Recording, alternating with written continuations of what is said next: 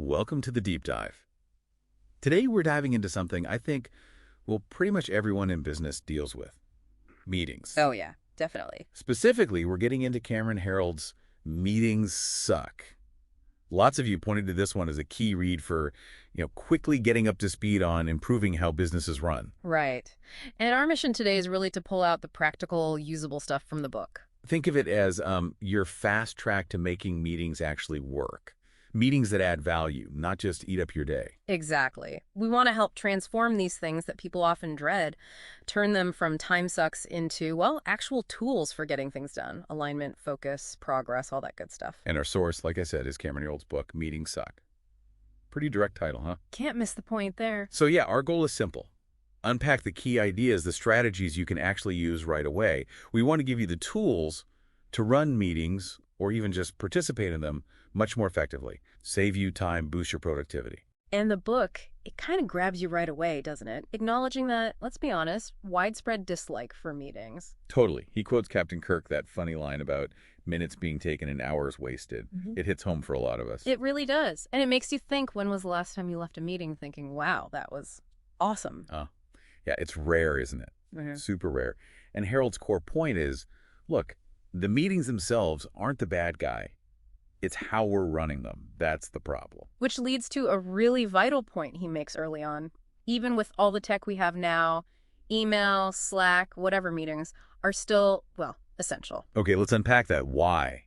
Why now, with all these other ways to communicate? Oh, he argues pretty strongly for the power of actual human interaction, face-to-face, or at least video call, for really getting the nuances, solving tricky problems quickly, and honestly, just building trust and real teamwork. You just can't replicate that fully with email trails. That makes sense. You miss so much, the tone, the body language. Precisely, all those little signals. And he doesn't pull any punches about the cost either, the financial cost of bad meetings. Oh, right. He mentions actual numbers. Yeah, pretty stark ones. He estimates something like $500 to $1,000 an hour for a typical 10-person meeting. Wow. Okay, that puts it in perspective. It really does. Yeah. When you think about it like that, making meetings better isn't just nice to have, it's kind of urgent. Think about a smaller team, maybe 5 people, average $50 an hour, a bad 2-hour meeting. That's $500 gone. Poof. Yeah, multiply that across a week or a month. It adds up fast. Okay, so for you listening, what are you going to get from this deep dive? What can you expect? We're really going to drill down into Herold's main ideas for making meetings work. Things like clear agendas, understanding different meeting types because they're not all the same, Right. Making sure the right people are actually in the room, and just practical tips for running things smoothly. The goal is to give you a toolkit you can use, like tomorrow, no matter what your job is. All right, let's get straight to it then. What are some of those core ideas, those key concepts for turning meetings around? Okay, so one of the big ones he starts with is this idea that everyone, every single person in that meeting needs to aim for a positive impact. Meaning, not just showing up. Not just warming a chair, no. It means being ready to actually contribute, share your thoughts, your perspective, and also, importantly, being ready to get value from it too. So it's a two-way street. Give and take. Exactly. You've got to be willing to share, even if your idea is different. Active participation. Yeah. And underpinning all that, the agenda, the essential agenda. Yes, the agenda. He's big on that, isn't he?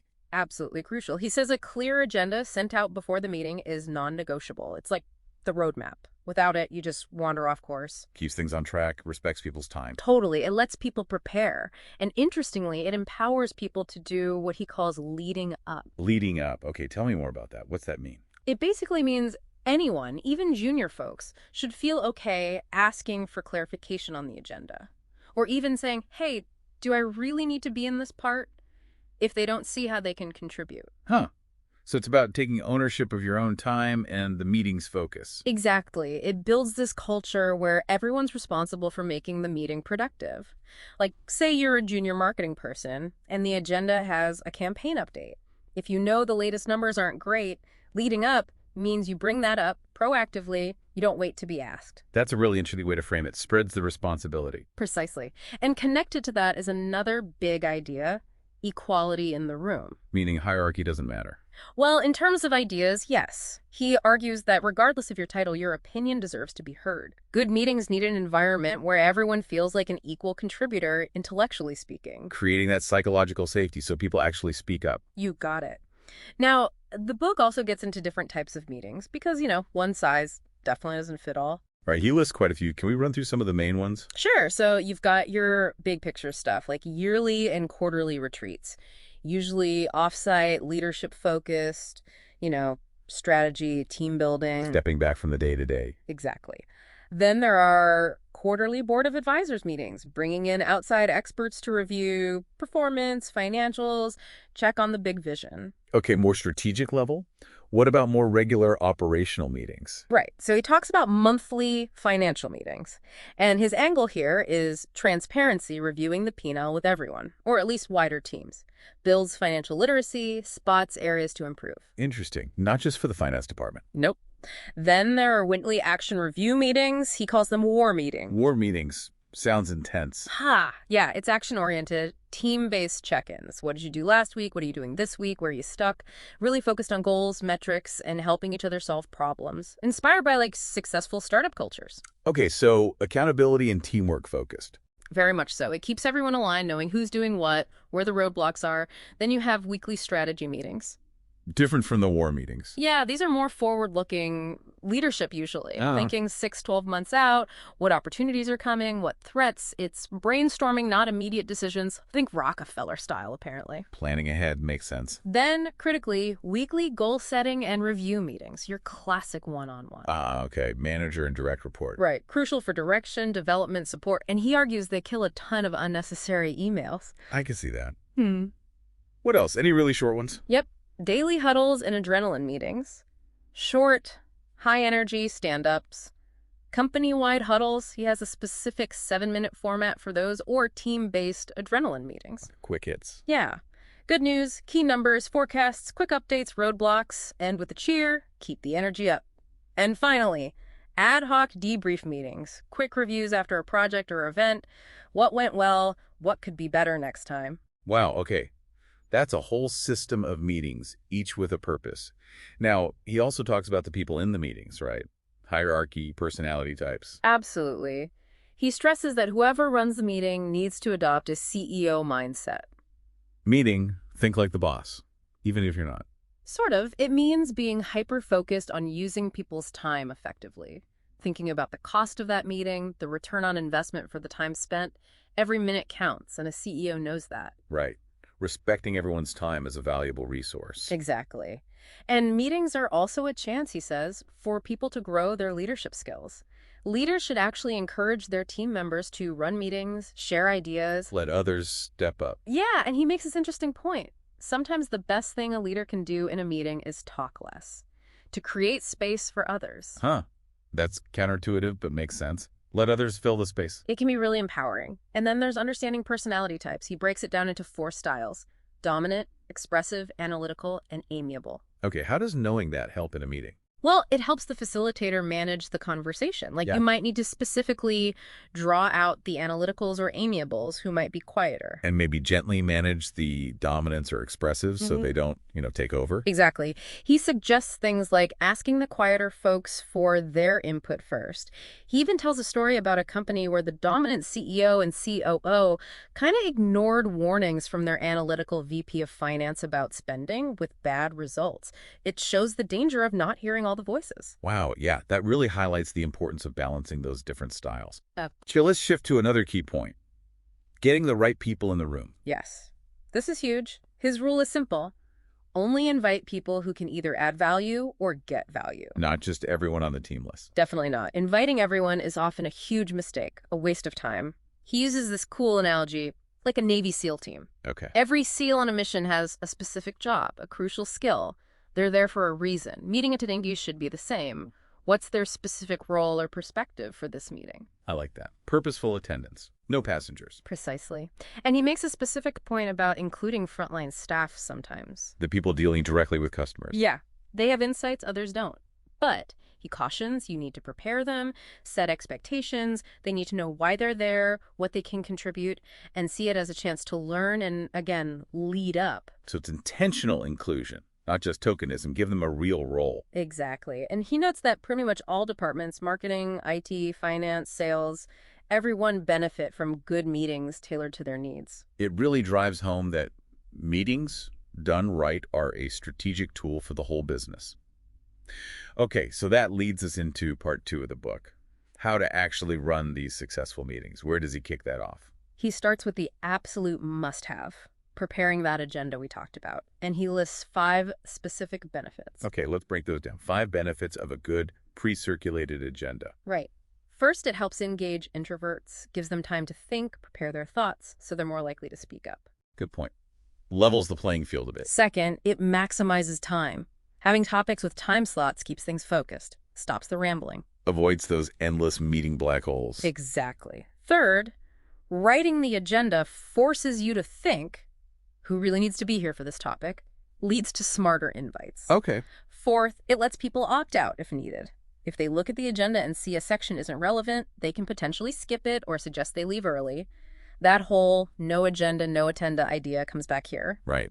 Empowers the attendees. And fifth, it ensures the team comes prepared, especially if you include the meeting style for each item. Ah, the style. We touched on that. Let's dig into that more. What does he mean by meeting style? He defines 3 main styles. 1, information sharing. This is mostly one way. Think updates, presentations, questions are usually just for clarification. Okay, like a status update. Right. 2, creative discussion. This is brainstorming, idea generation. No decisions needed right then, just getting ideas out there. Free-flowing, exploring possibilities. Exactly. And 3, consensus decision. The goal here is to make a group decision, reach an agreement on something specific. Got it. And why is labeling the style so important? It sets expectations. If people think they're coming to decide something, but it's just an info share, they get frustrated. Or vice versa. If you expect brainstorming, but people are pushing for a decision, it kills the creativity.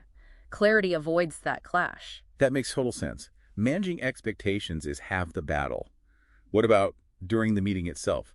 Punctuality, timing. Huge emphasis on this. Start on time, period. He says being on time, maybe even 5 minutes early, is about respect for others' time.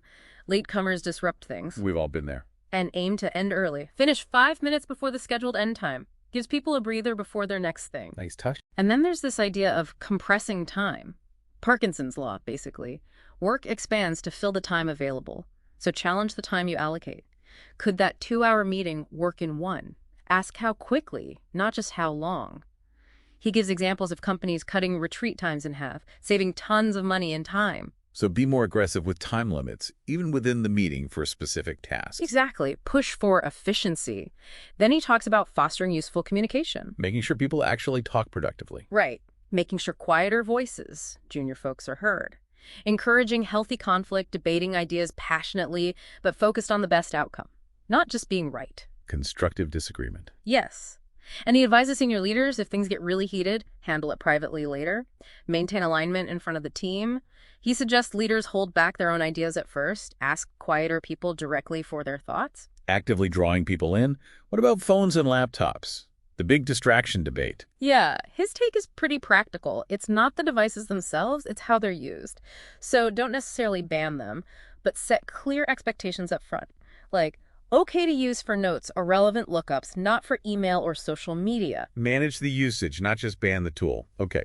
Now, assigning roles in the meeting. Yes, he recommends 5 specific roles assigned at the start. First, the moderator.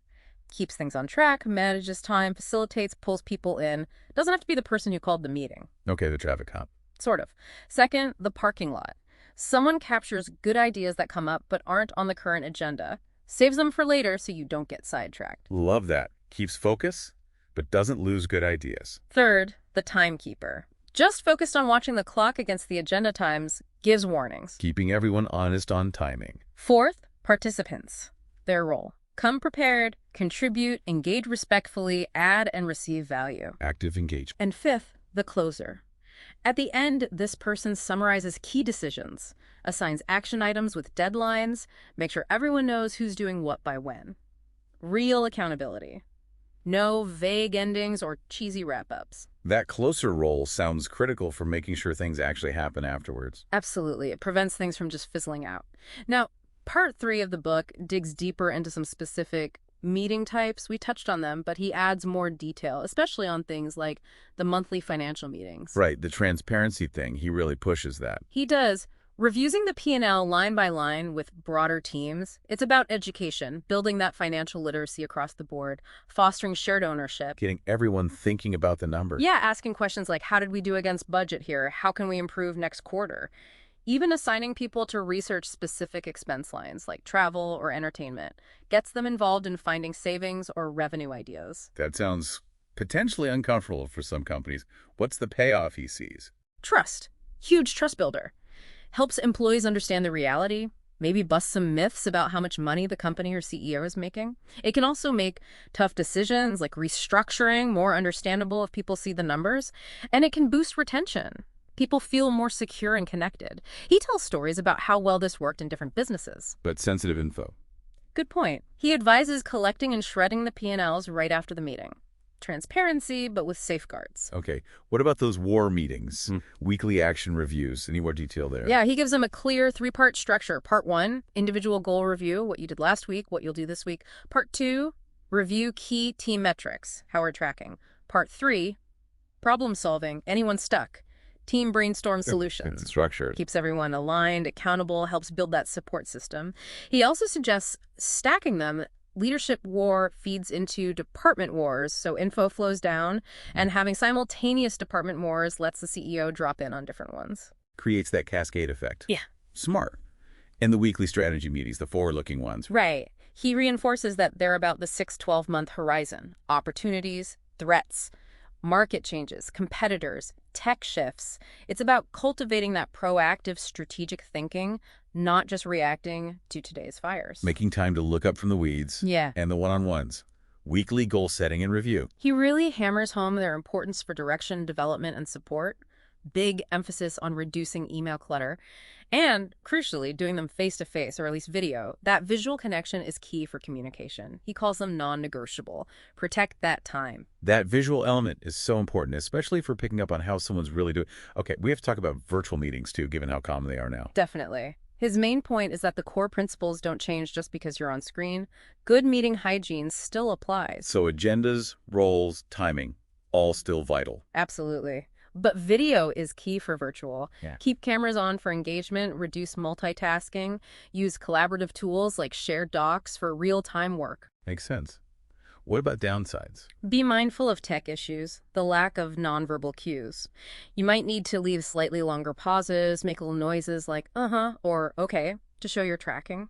Most meeting types adapt okay, though he admits things like the daily huddle might lose a bit of energy virtually, but still doable. So adapt, but the fundamentals remain. Wow. Okay, we've covered a ton, from meetings suck, foundational ideas, types, running them well. What's the single biggest takeaway for you, for our listener? I think the biggest thing is empowerment. Meetings don't have to suck. It's not the meeting's fault. It's how we approach them, the lack of skill, really. But if you use these strategies, clear agendas, right people, right style, roles, open communication, you absolutely can make them productive. You can turn them from something you dread into something valuable. That's a powerful message. So what's one simple, actionable first step someone could take, like today or tomorrow? I'd say try that no agenda, no attenda rule. Seriously. For your very next meeting invite, pause. Ask, what's the real purpose? What outcomes do I need? And then really think, who absolutely needs to be there to achieve that? Be ruthless in a good way. I like that. A simple filter to apply immediately. Yeah. And zooming out, why does this matter so much, beyond just getting some time back? Because good meetings impact everything. Teamwork, trust, culture, overall effectiveness. They save time, yes, but they also cut down misunderstandings, boost morale, because people feel their time is valued. Yeah. They help you actually achieve your goals faster and better. Herold calls these skills fundamental, like blocking and tackling in sports. They help you win at business. Foundational skills. That's a great way to put it. All right, time for our final provocative thought for you to take away. If a small tweak, like always starting 5 minutes early, reflects a core value of respect and impacts hitting deadlines, what other ingrained meeting habits might be quietly holding your team or company back? Things you maybe haven't even noticed. Perhaps thinking about psychological safety in your meetings. How safe do people really feel to speak up? That could be your next area to explore. Thanks for taking this deep dive with us.